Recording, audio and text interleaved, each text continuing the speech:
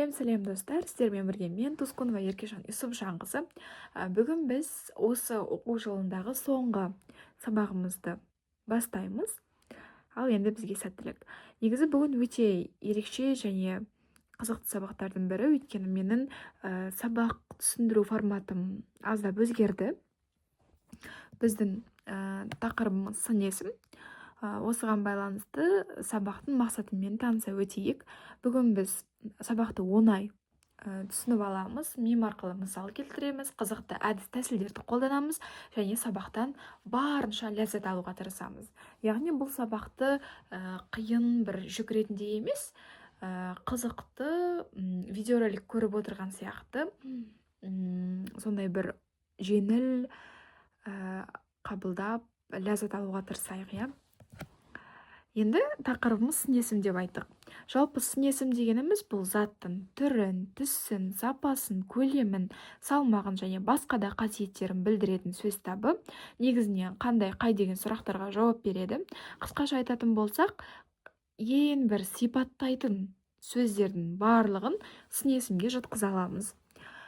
Мысал айтатын болсақ, әдемі, көрікті, қисық, ұзын, қысқа, жаман, жақсы деген сияқты барлық қандай, қай деген сұраққа жауап беретін және де біздің белгілі бір әңгімені айтқанда, белгілі бір кітапты оқығанда тереңірек түсіну мақсатында, не болмаса белгілі бір затты анығырақ сипаттау мақсатында айтылатын сөздің барлығын біз сын есімге жатқызады екенбіз. Енді сын есімнің бізде екі түрлі мағыналық түрі бар. Біріншісі сапалық сын есім және қатыстық сын есім. Енді осы екеуін бір-бірінен қалай ажыратамыз? Негізінен оңай. Сапалық сын есім дегеніміз ол сын есімнің өзінен жасалады. Яғни оның түпкі түбірі қандай, қай деген сұрақтарға жауап береді. Ал қатыстық сын есімнің түпкі түбірі қандай, қай деген сұраққа жауап бермейді. Ол басқа да сөз табынан жасалып және оған жұрнақтар жалғанып сын есімге айналған кезде ғана біз оны қатыстық сын есімге жатқызамыз. Енді ережесімен танысайық, иә. Сапалық сын есім дегеніміз заттың тікелей өзіне тән сапасын, түсін, көлемін, дәмін, салмағын білдіреді. Мысалы, қызыл, үлкен, тәтті, ауыр. Яғни қызыл деген сөзді алсақ, қандай? Қызыл. Ешқандай жалғаусыз, жұрнақсыз, тек қана бір түбірі қандай деген сұраққа жауап беріп тұр. Үлкен, тәтті, ауыр деген сөздердің өзі де сапалық сын есімге жатады. Ал қатыстық сын есім заттың басқа затқа, құбылысқа қатысты екенін білдіреді. Көбінесе Г, Г, Қ, К, Л, Л, Т, Т деген жұрнақтар арқылы жасалады. Мысалы, қысқы. Қыс дегеніміз негізінен ол мезгіл, иә. Қ деген жұрнақтың жалғану арқылы қысқы деген сөз шықты. Яғни менің қысқы күртешем өте қалың деп айтатын болсақ, қай күртешем? Қысқы күртешем. Яғни бұл қатыстық сын есімге жатады. Күлкілі деген сөз алатын болсақ, күлкі деген зат есім не? Ал лі деген жұрнақ жалғану арқылы күлкілі деген қатыстық сын есім пайда болды, иә. Мысалы, тиктоктан күлкілі видеоролик көрдім. Қандай видеоролик көрдім? Күлкілі. Яғни қатыстық сын есімге жатады. Осында екі мағыналық түрі бар. Ажыратуда өте оңай. Енді құрылымдық түрлеріне келсек, дара және күрделі болып бөлінеді. Дара деген бір ғана сөзден тұрады. Мысалы, жасыл, ұзын, ал күрделі дегеніміз екі немесе одан да көп сөздердің тіркесу арқылы жасалады. Қою қызыл, әппақ, ашық жасыл деген секілді. Және бізде сын есімнің шырайлары бар. Салыстырмалы шырай және күшейтпелі шырай. Салыстырмалы шырай дегеніміз сынның екінші бір заттан кем не артық екенін көрсетеді. Яғни рақ, рек, лау, леу деген жұрнақтар арқылы жасалады. Мысалы, әдемілеу, биігірек. Мектеп кітапханадан қарағанда биігірек.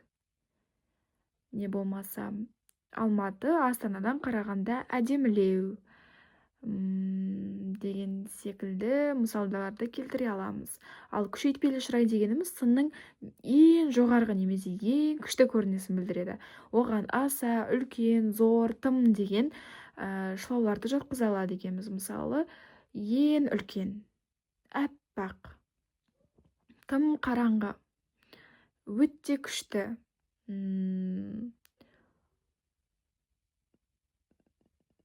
осындай мысалдар келтіру арқылы біз бір заттың өте күшті екенін, ең жоғарғы екенін білдіреді екенбіз.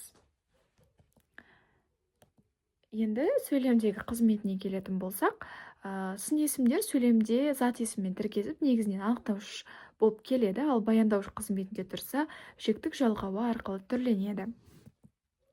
Енді қазақша мемдардан сын есімді тап деген ойынды ойнаймыз. Мен осы жерде әртүрлі видеороликтерді дайындап қойдым. Солардың ішінен біз нені табу керекпіз? Әрине есімді табу керекпіз. Неге әдемі болып кеткенсің? Кім? Мен ба? Сен? Жауап береді.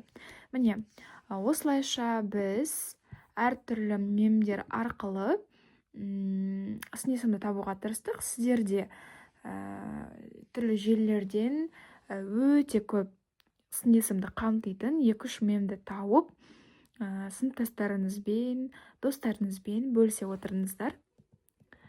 Назарларыңызға рахмет. Сабақ ұнады деген ойдамын. Келесі кездескенше сау болыңдар.